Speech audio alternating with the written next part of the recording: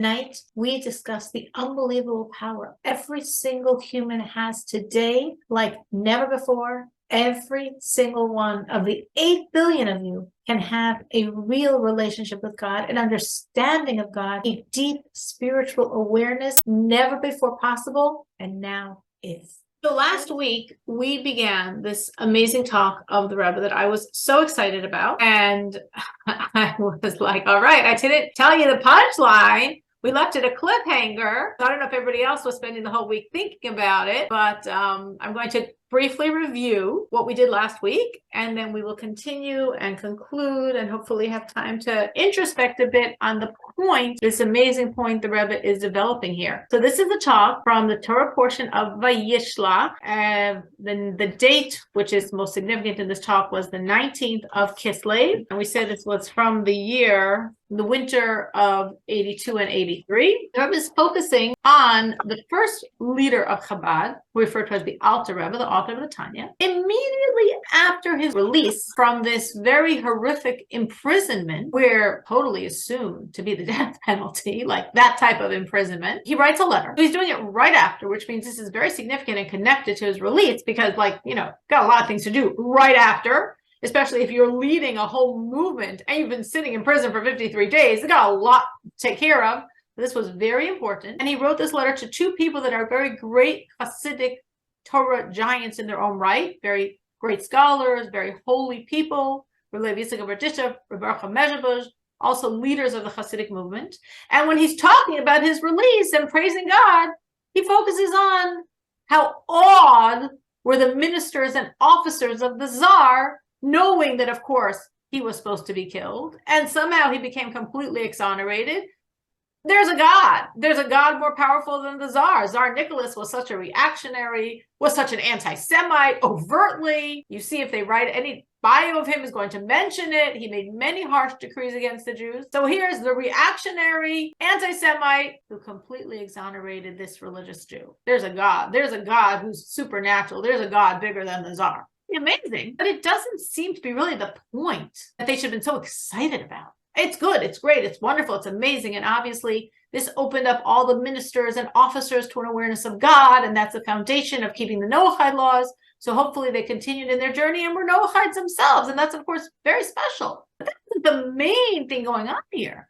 As we explained at length last week, and we will not review now, the whole Hasidic movement, so to speak, was on trial. God, the heavenly court, was saying, yes, Hasidus, no Hasidus. Hasidus is God's secrets. Should it be given to man? Is it falling in the garbage? Is it falling in the dirt? Are people honoring it? Are people respecting it? We spoke of taking the central stone of the king's crown and crushing it, grinding it, diluting it. Is this appropriate? The Alter Rebbe sat for 53 days, we said, because he wrote 53 chapters of the Tanya.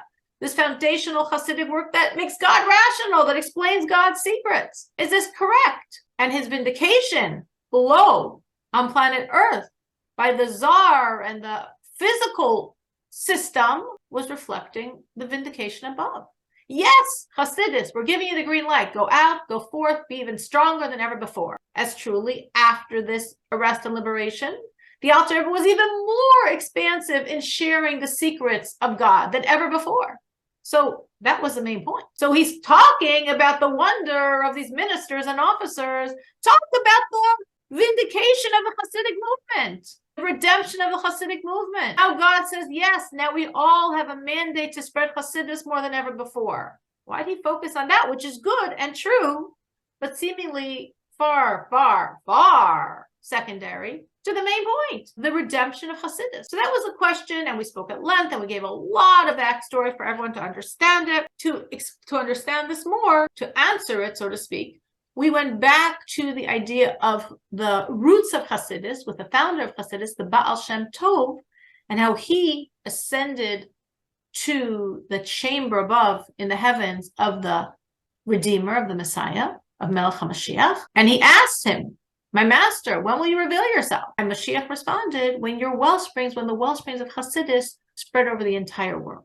So we see from there that Hasidus and the spread of Hasidus is very linked to redemption. And of course, the idea of Hasidus is revealing God, revealing the inner dimension. understanding and seeing under the surface how it's all God and God's workings in everything. And that's just leading to the redemption, when that will be manifold big time. When throughout all the world, we're going to see and recognize, our physical eyes will see and recognize God. So the movement of Hasidus and the spreading of Hasidus creates redemption, because Hasidus is similar to redemption. Hasidus is bringing to the world an awareness of God. And redemption is God completely freed from all the bondage of exile that he put himself in, from all the coverings of exile that he allowed himself to be covered by. And God completely revealed his redemption. And Hasidus is helping us reveal God in our mind, in our soul, in our heart. So that's why the road of Hasidus is the road to redemption. So here we have the Alter Rebbe, the lead, Reb Shneur Zalman of Liadi, the leader of this most significant Hasidic movement, in a sense, the leader of the whole Hasidic movement, arrested, in essence, arrested for spreading Hasidus, and vindicated by the heavens and therefore by the earth, and being told, yes, spread even more. So this is a tremendous movement toward redemption. Because if the spread of Hasidus is creating redemption, when Hasidus is being told, yes, you can spread and you can spread more and go forth with more strength, well, wow, we're racing now toward redemption. We're racing and revealing to the people of the world God, to come to the era when the whole world will see God. So that was the facts. The facts is, the 19th of Kislev was the redemption of the Hasidic movement. The Hasidic movement is bringing the world to redemption. Redemption is about God completely revealed. The Hasidic movement, Hasidus, the Torah of Hasidus, is revealing God in our own mind. And that's what happened. The Alter Rebbe is writing that what happened was the ministers and officers were so wowed that there's a God bigger than the Tsar. That's a power bigger than the Tsar created this supernatural miracle. So obviously the point that the Alter Rebbe is focusing on, the wonder and the recognition of God by the officers of the king, is really a reflection, a core reflection of the revelation and redemption and exoneration of the Hasidic movement. He wasn't picking up something secondary and forgot about the main point. He was expressing the main point, which we understand. And of course, the people he was writing this letter to, Reb Levi Yitzchak Berditchev, Reb Baruch HaMezhebah, great Hasidic leaders, they knew the main point. They appreciated the main point. They know what Hasidus does. And what he was telling them was somehow that message. We had to understand this. We're going even further back in history to the Exodus, to the redemption from Egypt, because we actually see the beginning of this process then. Why do we see the beginning of this process then?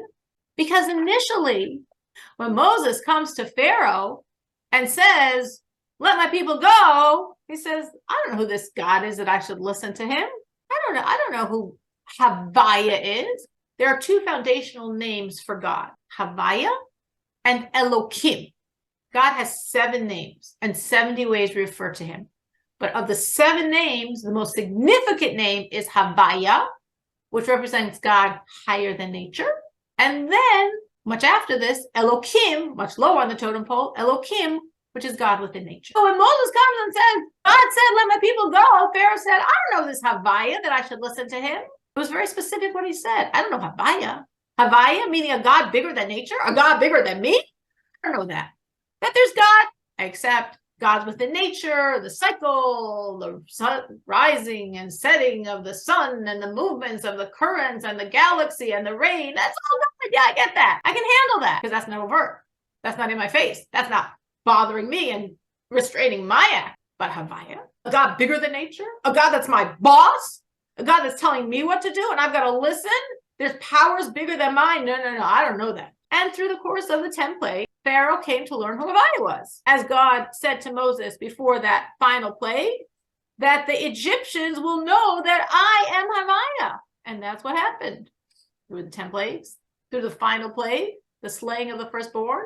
If they didn't learn it by then, through the splitting of the sea, Pharaoh and every single Egyptian knew there's a Havaya. There's a God far bigger than nature. And they succumbed. They were smashed into succumbing.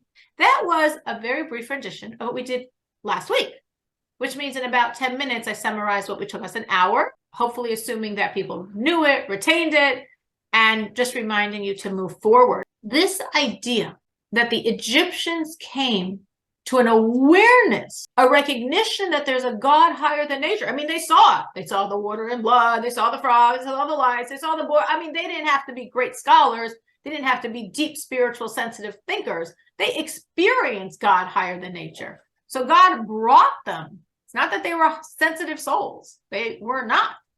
But God smashed them with the plagues, and they came to an awareness of a force higher than nature.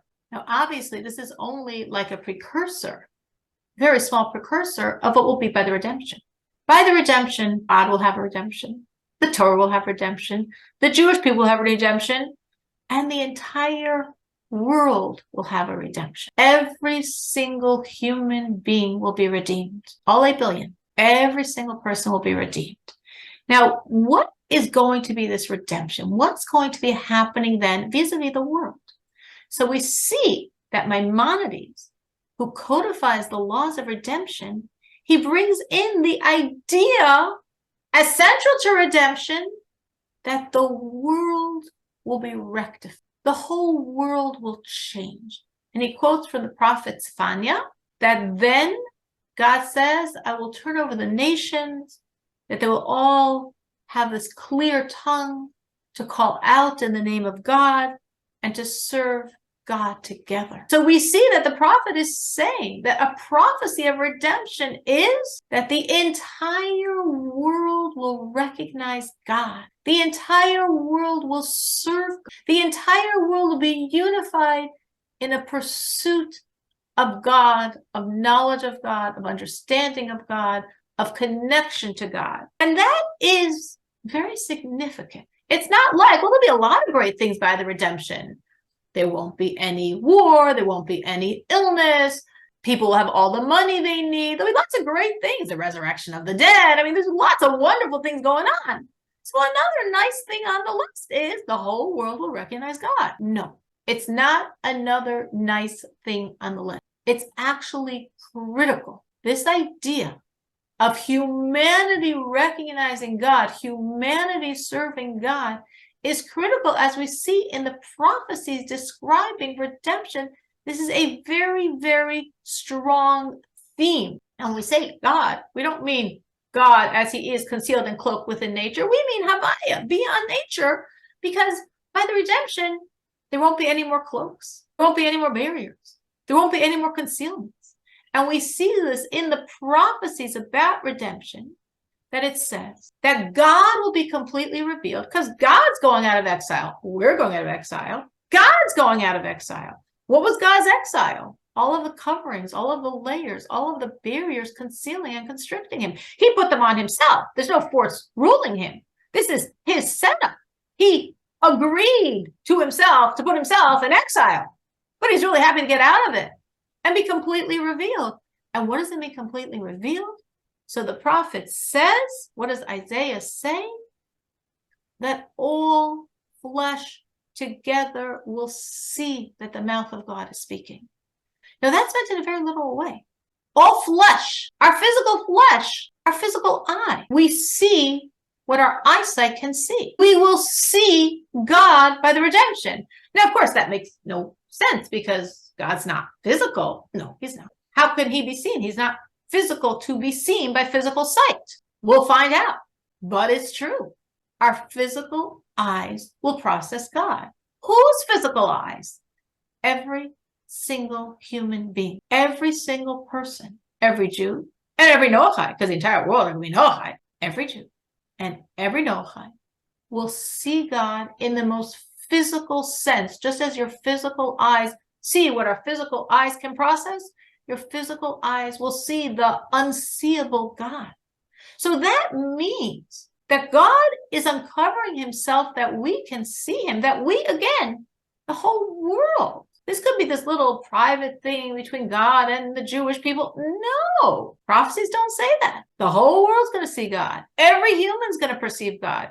Every human's going to serve God. Every human's going to only want to serve God because God's uncovered. God, Havaya, beyond nature, is uncovered. We all process. We all want him. We all are committed to serving him. That is the essence, quality of redemption. that all of us see God, that God is completely revealed permanently in his very essence and being, and we all are responding to that because we're all aware of it. So that's very different than what happened in Egypt. In Egypt, of course, God was not completely revealed because it wasn't the redemption then. So God smashed the Egyptians into subservience.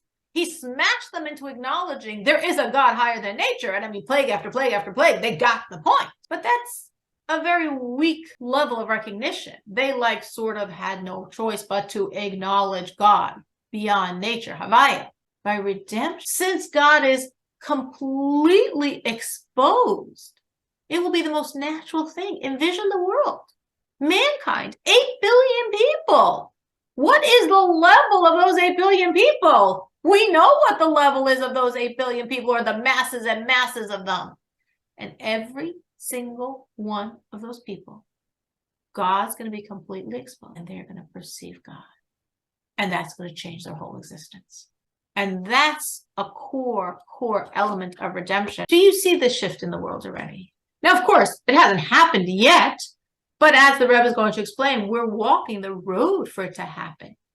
So does anyone see in the world this beginning of awareness, or more and more awareness by the world, by regular people in the world, of God, and of God higher than nature? I'm trying to think, because I think most of the people that I interact with are religious in some way, shape, or form. So I'm trying to think of maybe somebody who isn't religious and is thinking that. And among the religious people you know, since most of them are not Noahides, do you feel they have a God awareness, or are they still stuck in Christianity and that stuff? It depends. It's really interesting how most of the Christians that I know are, like I said, kind of a respect for Judaism, a fascination with Judaism, a want to study Hebrew roots, want to study the holidays, kind of facet of it. And do you feel that they're focusing on God, or they're still stuck on JC? A little bit of both. I think it depends on who it is. Anyone else see any shifts in the world around them in terms of awareness of God? I do agree with Natalie. I think there is some kind of wake up, but most in Christianity, they want to mix and match, they want to bring Torah into the Christianity, which that's not the right thing to do. We're supposed to clean ourselves, like last week portion, we must clean ourselves. Absolutely. Our coverage, our clothes, we must clean it. So they're still not there, but they are searching. I think it's a lot of hunger of searching for the real God. Mm-hmm. And I think they are walking towards, but I think we still have a long way to go, I guess. So I was thinking, actually, I didn't have an answer when I asked the question. I was really more curious for you, because you're much more in the world than I am, that's for sure. But I'm thinking, as you're giving these answers, that the Lubavitcher Rebbe in the early 80s started this concept of going out to the world to teach the laws of Noah. Now, this is a commandment, as Maimonides explains. This goes back to, by the giving of the Torah, the Jewish people were supposed to educate the world about God and bring the world to an awareness of God. But of course, we never did it. Primarily because it was really dangerous. It would have been very dangerous for most of world Jewry through most of our history to try to speak to the non-Jewish world around us about religion and about giving up Christianity, for sure. And even in the Muslim countries, it would also have been very dangerous. So they were far more tolerant than the Christians. So it never happened. But it has to be more than. The Rebbe had to be able to see that the world, or many, many individuals in the world, are very open and receptive, because otherwise it makes no sense. I've thought about this many times. Here we have a campaign, right? But I always have this question: why? What you just gave me the answer. I mean, why the Jewish people never taught us? Well, that was why, because it would. I mean, practically, it would have probably caused their death. Well, yes, and we are responsible, and we are responsible. And I'm sorry that everything that happened in the past, we our ancestors did it, and I think no one ever apologizes for that. So we do feel very at least the people that we're getting close to totally clean. We're not every Noahide. Their life is a testimony to their belief in God. So Noahide doesn't have to apologize because it's nothing to do with them. They've completely divorced themselves of anything like that by their very actions. But yes, that is why in the past, historically, Jews did not go out and teach the world the laws, which Maimonides clearly writes we're supposed to do. And the truth is, even historically in the past, when non-Jews, because of course there were always a few in the world, a few sincere spiritual seekers that came to this truth, when they would come to the Jewish people, to a rabbi, it was always like, please, please, like. Well, I think a part of it is that they lie to us, the head of the Christianity, they lie. Absolutely. They want us to be separated from all of you because they didn't want us to see the light that you That were goes sharing. back to the roots of So Christianity. they lied to us, Oh, totally. That was the roots of Christianity. When Christianity started, right? So the students that started the movement, they first thought that they would, they're all Jews, they're all Jewish.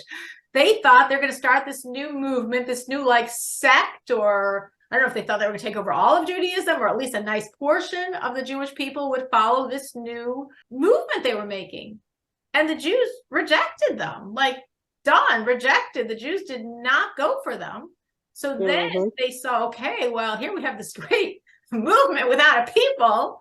So they turned to the pagans around them. And for them, basically what they were doing, these early Christians, is they were taking the concepts they knew, Judaism, and they were trying to meld them with the pagan belief systems and the pagan customs, so they could sort of offer the pagans something that was like a lot better than they had, but not so far that they were rejected. They were trying to sell a religion, so to speak, and they succeeded. But then what happened, which they weren't counting on, was as they reached out to the pagans with this pagan Jewish blend, some of the pagans, some of these very primitive people that never had these higher level thoughts before, they were like, wow, this is really special. This is really good. I want to go to the source. So they didn't want to follow this new man-made, potluck. They wanted to go back to Judaism. And when the heads of this new movement saw this, they were like, we're in trouble, especially when they started reaching out to the Romans, because the Romans already have more culture and civilization. And some of the Romans, as they got more into it, they wanted to go to Judaism. So they realized that, we're succeeding, but we're failing. We have to, literally, this was deliberate design, implant such a hatred of the Jews, so none of these spiritual people will want to go to Judaism. They'll just stick with us. So that's, if you could see historically, as the writings progressed over the centuries, that's when they started very, very deliberately writing in all this anti-Jewish doctrine as part of Christianity, to make sure that none of their new converts would like go all the way and then jump ship and go to Judaism. And that's how it continued. And then, of course, throughout the Middle Ages, it always was this like, way to distract the people from whatever, especially all the masses, the peasants that were so oppressed. So to keep them quiet and docile whenever anything seems to be happening, we're just going to blame the Jews, and we're going to let you pilgrimage the Jews. We're going to let you massacre the Jews. You'll get out all your anger on the Jews. We'll divert you from the real problems, whatever socioeconomic problems are the reality of their lives. And this is how they kept them under control throughout the Middle Ages. And things didn't stop. If you look at the Holocaust and the Nazi propaganda, it was literally mirroring all of the myths and lies and libels of the Middle Ages. So that was the history. But my point is, the Lubavitcher Rebbe is telling all of his followers, thousands of people, to go out to the world and to teach them the Noahide laws. And when the Rebbe says this, it's like, for who? For what? How many people are so sincere and pure and have the soul energy to want to serve God purely? Meaning, see, in philosophical theory, you need a higher level soul to absorb this. And now we're going out to the whole world. We're going to go out and find that one person, thousands of people, everybody they're going to meet. So maybe somebody's going to stumble across a person. What's the Rebbe telling us to do? So obviously the Rebbe is saying, no, the world has changed. Now that we're marching toward redemption, this was again the early 80s, like when this talk was said. Now that we're marching toward redemption, exactly like the Rebbe is saying in this talk, or as we're going to say, we didn't really get to the point yet, the world is changing. And now there's a receptivity to God. And that's why if you come and you teach people the Noahide laws, they will be receptive. They will want the truth. They have the spiritual ability to absorb it now. The very fact, I'm thinking of how many people, just randomly, even people I've spoken to over the years, that truly were so interested and sincere seekers and got things very deeply. That's a testimony to what the Rebbe is saying here, that the world is shifting because we're walking toward redemption, and the world's perspective of God is critical to the world by redemption. So as we're walking closer to redemption, the world is shifting. And therefore, Natalie's saying she's seeing a little, and Ruth's a little. I don't know if any of the rest of you have seen this, but we should see this because it's happening.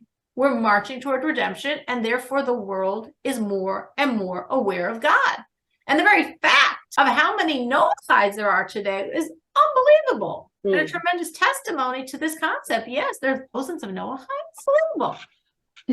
I was going to say, jumping backwards, it's funny you're talking about that, Cyril, where the world is different. In some ways, it's the same because, like, for me growing up, Bible studies, Wednesday nights, Sunday nights, all of it, it was very funny. Like, in my head, growing up, it was like we were talking about the Israelites of the Bible, and after the New Testament, it was like they didn't exist anymore, right? I didn't meet a flesh and blood Jewish friend until I was in high school, and it was like I met a unicorn. Like, I'd heard about them on TV, like in TV shows, you make, you know, like Jews in New York or whatever, like there's jokes, but I had a very distinct like separation in my mind, even as a kid, and bringing those two together took like years. Like, you wouldn't even believe to like piece those two together. I think a lot of people in certain rural areas of America probably still feel the same. Yeah, it was wild. And I was such a goofball about it too, because like everyone, like I would interchange calling her Jewish or Hebrew, and she got highly offended. Right, but you, it's the same thing. She's like Hebrew.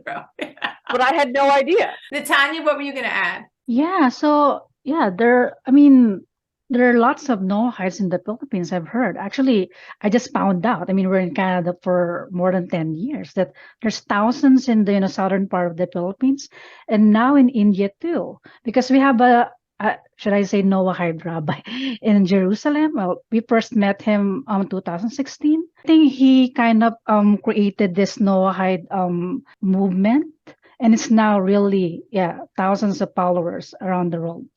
Yeah, Amazing. it's good to it's really a good thing. Yeah, that is such a testimony to the fact that redemption's coming. If you have thousands of people around the world that are practicing Noahide, that's unbelievable. And it's an unbelievable expression of what the Rebbe is saying here, because it doesn't make sense. It doesn't make sense that so many people would have this sensitivity to God. How come they never had it in the past? What's going on? The world is morphing to redemption. That's what the Rebbe is saying here. And we see this so significantly in the Noahide.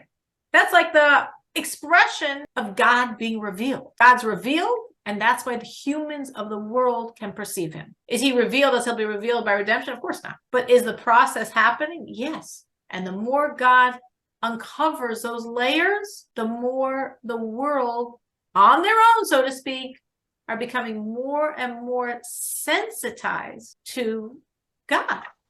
When the Rebbe started in the early 80s, like, nobody in the religious world spoke of Noah. It was a non-issue. It was like something you read about, like Natalie and the Hebrews. That was the idea of Noahide. And now you're saying there's this rabbi. I don't even know if he's Chabad, maybe not at all. Like, on his own, we had a lecturer that came, a rabbi from California, came and once gave a lecture in Chicago, not a Chabad rabbi, and he was speaking all about Noahides. And it was like amazing how the world is shifting, that we see that in the world. If we're looking here at this vindication of the Alter Rebbe, at his winning, as not him personally winning, but the whole Chassidus winning, the whole Chassidus winning above, a redemption for Chassidus, that means a tremendous step toward the ultimate redemption. Because as we're saying, Chassidus is what's allowing the world to perceive God, which is the road to redemption, when the whole world will naturally see God. And therefore, when the Alter Rebbe is talking about those officers, those ministers of the Tsar, I don't know if there were 5 of them or 50 of them, but however many they were, that are perceiving this as the hand of God, that's the movement toward redemption. Meaning, the redemption of the Hasidic movement is allowing the world to reach redemption. And redemption means a time when God is completely revealed to the degree that every human on this planet will see, perceive, and have a relationship with God. So when the officers are aware of God, like for the first time in their life, wow, yeah, of course we go to church and we mouth a lot of words, but we still know the ultimate power is the czar, because no one's more powerful than the czar. And, you know, religion is something also that has to take its place under the czar. And suddenly, like, we're blowing that all away. There's a God. And the God is beyond nature and beyond the czar. And if the God wants, the czar will release the Alter Rebbe. This brought these humans to an awareness. There's a God. There's a God beyond nature. There's a God bigger than the czar. We're walking toward redemption because mankind is processing. There's a power of Havaya. There's a power of God bigger than nature. You could say, well, how many people were there? Compared to the mankind at that time, of course, there weren't 8 billion people in those days, but compared to mankind at that time, what were these 5, 10, 50 officers? Doesn't make a difference. It was opening up a channel. It was a very different channel than opened up by Egypt.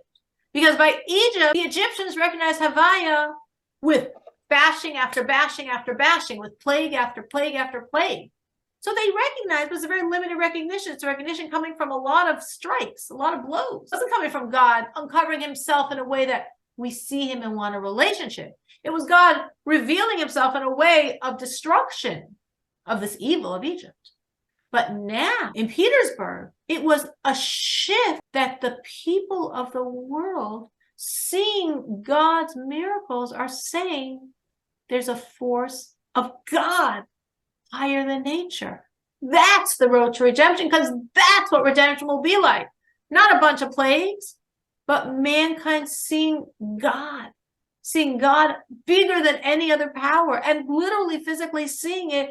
And that's what's moving the world to serve him completely with one language, that our physical eyes see, that all of our mouths express this, that all of our hearts are unified with a desire for God because he's completely revealed. So this little revelation, the freeing of the Alter Rebbe, was already made an impact of them being like, wow, there's God. Wow, we're walking the road to redemption. That's why it was so significant. It wasn't a minor point, like, wow, why did the Alter Rebbe write in this letter this nice minor point when the main point was the freeing and vindication of the Hasidic movement by God? Because this shows it, that these officers are aware of God. This shows Hasidus is transforming the world. This shows we're walking toward redemption. Because if you go back historically, as I said, Maimonides writes, and it's a law, it's in his book of laws, so it's an injunction for every Jew, that the Jews have an obligation to teach the world about God, to teach the world to keep the 7 laws. Maimonides writes that Moses commanded from God, we were commanded, to bring all the nations of the world to accept the Noahide laws. That's a commandment. But we're talking about something much different. Never mind, as I explained, as Ruth questioned, why the Jews never did this commandment. But even if we had done the commandment, we're talking about something much different and much deeper. And this is the part of this talk that blew my mind. And I was like, oh my gosh, I have to teach this. What Maimonides is saying is can be very pragmatic and factual. Meaning, if you look at the Noahide laws, once you have a basic awareness of, okay, you accept there's God, he's true, they're very understandable, rational acts of a moral society. A moral society that believes in God. So therefore, we're not going to be cruel to animals. We understand. We're not going to be cursing. We understand. We're not going to be stealing. We understand. We're going to be maintaining courts of law. We understand. We're not going to be doing any immoral relationships. We understand God wouldn't want that. We're not going to be murdering. We understand God wouldn't want that. And we're not going to be serving any but God. So God's asking on the surface of the Noahide rational thing. You don't have to be the most spiritual, the most philosophical, the most theologically minded person. You can be a very simple person.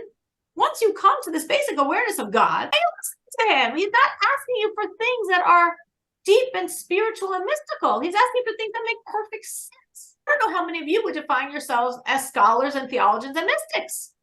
And how many of you would say, no, I'm not so deep. But once I accept God, everything else just makes perfect sense. So what camp do you guys find yourself in? What would you say about yourself and your awareness of yourself? The latter one. The latter. Basic person who just gets there's When I God was in and my you're following.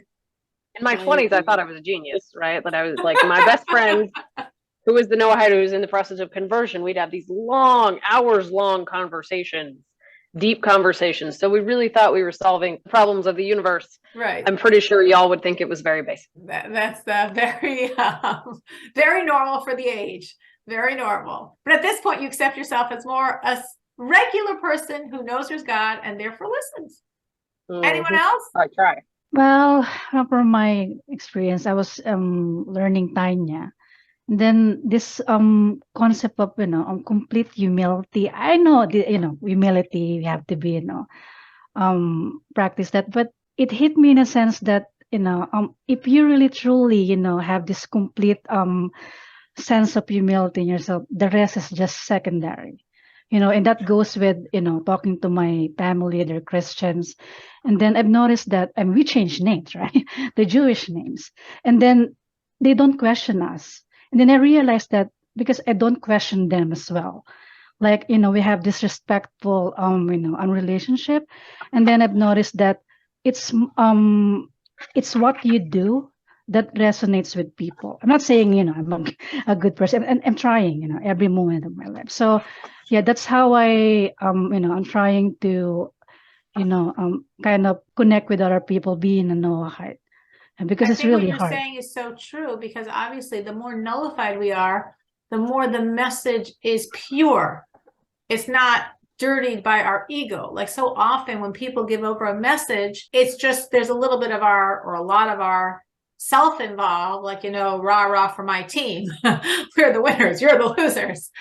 And of course, it's very off-putting, so people can't really hear the message. So what you're saying makes perfect sense. The more we work on nullification and humility and stripping away that very natural human ego that we all are born with loads of, then whatever we're saying could be received in the same manner it's given. So that makes a lot of sense.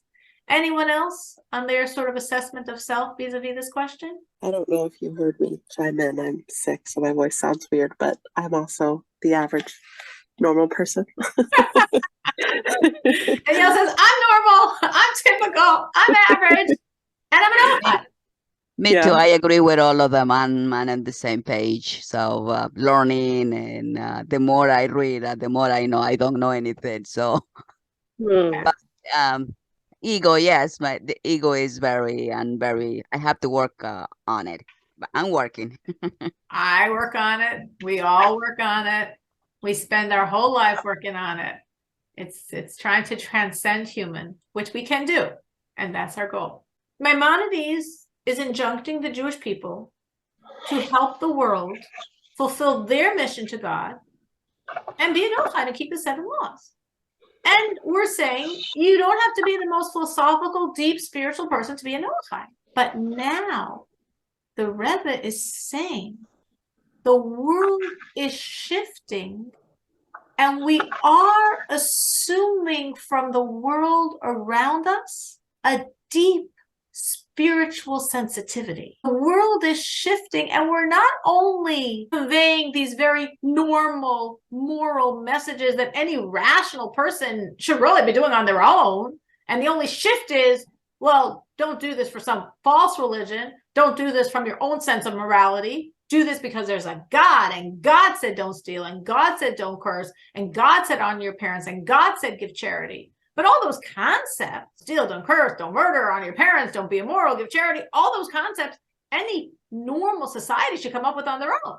So it didn't require a lot of inner depth and spiritual understanding of God. Once you have your basic awareness of God, doesn't have to be so deep. You move with that. Now the Rebbe is saying, no, we're shifting. Because now we're talking about people being aware of Havaya, not just of Elohim. Remember, Elohim was a name for God within nature. So, cloaked in this normal garment, the natural, the normal, the morals.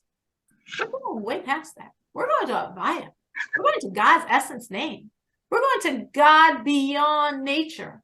So connecting to God beyond nature is not because it's normal and rational. No, it's not normal or rational at all. And that's where the world is currently holding.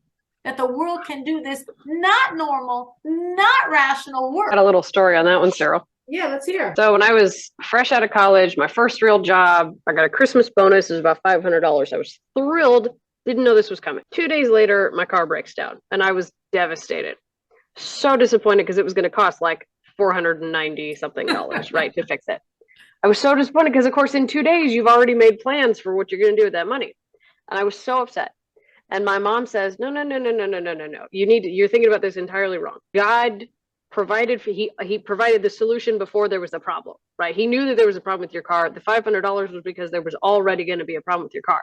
God didn't necessarily send you the problem with the car to cost you the $500. God gave you the $500. You could fix the car.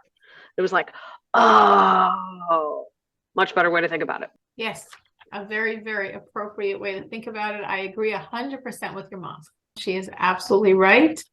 And that was God's enormous kindness. And that's a very deep way of understanding God. So it's so late, and I don't want to race through this point because I think it's a very significant point. So we're going to stop here. We're getting to this idea of mankind possessing a deep spirituality that's really reflecting God's becoming more and more revealed to the world. And that is so beautiful for us to understand about ourselves as Noahides. The deep spirituality that the Rebbe is saying that every human can now have vis-a-vis God. So precisely that depth of spirituality, we will find out next week, but at least the broad strokes of it, we are coming to now. Thank you so much.